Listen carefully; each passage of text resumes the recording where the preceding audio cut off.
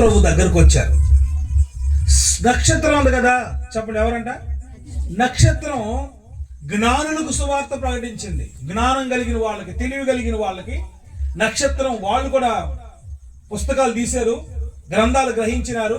ఎవరో రక్షకుడు పుట్టబోతున్నాడు అని చూస్తే ఓ కొత్త నక్షత్రం అక్కడ పుట్టింది. మన వాళ్ళు నక్షత్రాలు పెట్టుకుంటున్నారు కదా, మనం కూడా పెట్టాలి. వాస్తవంగా అయితే ఈ సంవత్సరానికి ఇట్లా కానివ్వండి, మళ్ళీ పెడదాం. హల్లెలూయా, హల్లెలూయా. ప్రభు చిత్తం అయితే ఒకవేళ జనవరి కూడా ఎగరేద్దాం, ఆదివారం కూడా ఉంది కాబట్టి. నక్షత్రం ఏం చేసిందంటే జ్ఞానులను ప్రభు దగ్గరికి నడిపించింది. యేసు ప్రభు దగ్గరికి నడిపించింది ఎవరంటే నక్షత్రం. ఇప్పుడు మన అందరం కూడా నక్షత్రాలు అవ్వాలి, దేవదూతలు అవ్వాలి. హల్లెలూయా. చీకట్లో ఉన్నవారిని, పాపంలో ఉన్నవారిని, అంధకారంలో ఉన్నవారిని, వాస్తవేందో తెలియనటువంటి వారిని, బలమైనదో తెలియనటువంటి వారిని ప్రభు దగ్గరికి నడిపించేటువంటి ఒక నక్షత్రాల్లాగా, దేవదూతల్లాగా మనం మార్చబడాలి. దేవదూతలు అంటే వేసుకోవాలా? నక్షత్రం అంటే మనం స్టార్ కట్టుకోవడం కాదు, అంటే ఇంటి మీద స్టార్ ఏమైనా కాదు, ఎందుకు కట్టండి స్టార్లు. మనం నక్షత్రాలు అవ్వాలి. నక్షత్రం అంటే ఏంటంటే ఎప్పుడు ప్రకాశిస్తుంది నక్షత్రం. నక్షత్రం ఎప్పుడు ఆరిపోదు. అది ఇప్పుడు రాత్రిలో మనకు నక్షత్రాలు కనిపిస్తున్నాయి కదా, పగలు మనకు కనపడవు. అంత మాత్రం చేత ఎలగకుండా ఏమి ఉండవయ్యి. ఈ సూర్య కాంతి వలన మనకు కనపడవు, అంతే.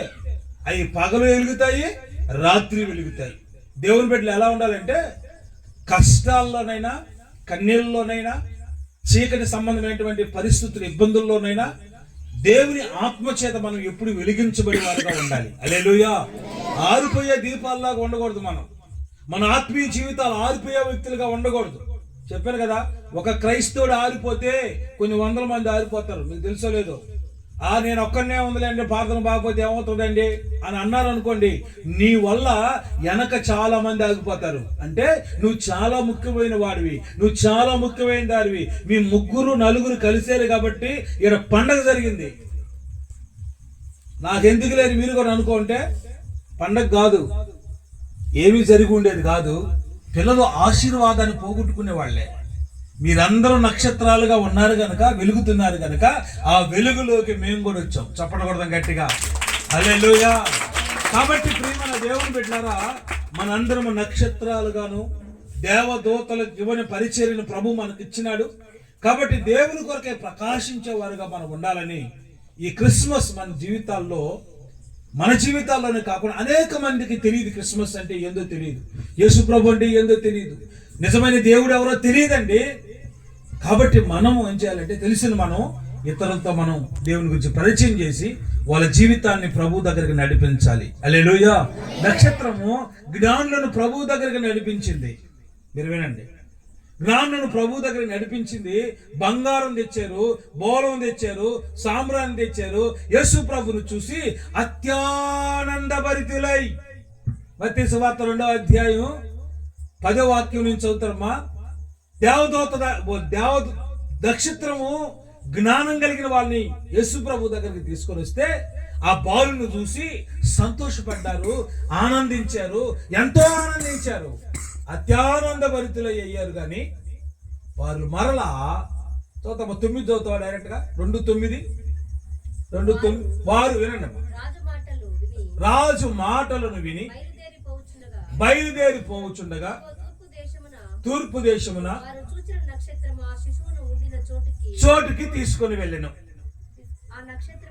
ఆ నక్షత్రాన్ని చూచి అత్యానంద భరితులై ఇంటిలోనికి వచ్చి తల్లి అయిన మరియను ఆ శిశువును చూచి సాగిలపడి ఆయనను ఆరాధన చేసి తమ పెట్టెలను విప్పి బంగారం, సాంబ్రాణి, బోళమును సమర్పించింది. తరువాత హేరోదునొద్దకు వెళ్ళవద్దని స్వప్నమందు దేవుని బోధించబడిన వారై వరక మార్గములో. చప్పట్ల గట్టిగా హల్లెలూయా. ఇక్కడ ఒక ప్రాముఖ్యమైన సంగతి మీద చెప్తా, మీరేనండి. జ్ఞానులు వచ్చారు, నక్షత్రం వచ్చింది. నక్షత్రం వస్తుందా, నక్షత్రాన్ని చూస్తా వచ్చారు వీళ్ళు. బాగానే జరిగింది. కొంత దూరం వచ్చేలాక ఒక పెద్ద ఇల్లు కనిపించింది. చెప్పండి, పెద్ద బంగళా కనిపించింది. వాళ్ళు ఏమనుకున్నారంటే యేసు ప్రభు ఖచ్చితంగా, దేవుడు ఖచ్చితంగా ఈ బంగళాలోనే పుట్టుంటాడని ఆడికెళ్ళారు. జ్ఞానులే వాళ్ళు, వినండి వినండి, జ్ఞానులే. వాళ్ళు ఏమనుకున్నారు, పెద్ద బంగళాలో యేసు ప్రభు దేవుడు పుట్టాడు, ఆడికెళ్తే ఆ లేడు యేసయ్య. మరలా వారిని ఎక్కడ వెళ్తుందంటే యేసు ప్రభు ఉన్నటువంటి, ఎక్కడ పుట్టాడు యేసు ప్రభు వారు? పశువుల పాకలో, పశువుల తొట్టులో ఆయన బంధించబెట్టింది, 12 పెట్టింది. ఆ దూత ఆ యొక్క జ్ఞానులు అక్కడికి వచ్చి అత్యానంద భరితులై వాళ్ళ పెట్టెలను విప్పి బంగారం, బోలం, సాంబ్రాన్ని ఆయనకి వేసి సంతోషించారు. వినండి వినండి, అంతవరకు అయిపోతే బాగుండు. మళ్ళా వాళ్ళు ఏం చేసేది తెలుసా? వచ్చినటువంటి మార్గంలోనే హేరోదు దగ్గరికి వెళ్ళాలని ప్లాన్ చేస్తున్నారు. హేరోదు అంటే ఎవరంటే సాతానుకు సాదృశ్యమైన వాడు.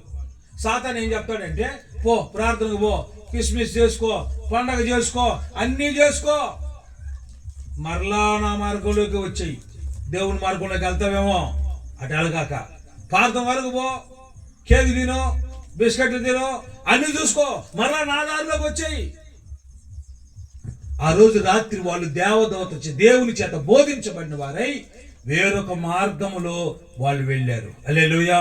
మనం వేరొక మార్గం, నూతన మార్గంలో నడిపించబడాలా, నూతన జీవితం చేత నడిపించబడాలా. పాత జీవితం కాదు, సాతాను యొక్క మార్గము కాదు. ప్రియ దేవుని బిడ్డారా, నూతనమైన మార్గములలో మనం వాళ్ళందరినీ ప్రభు నడిపించును గాక, దీవించును గాక, సహాయము చెయ్యును గాక.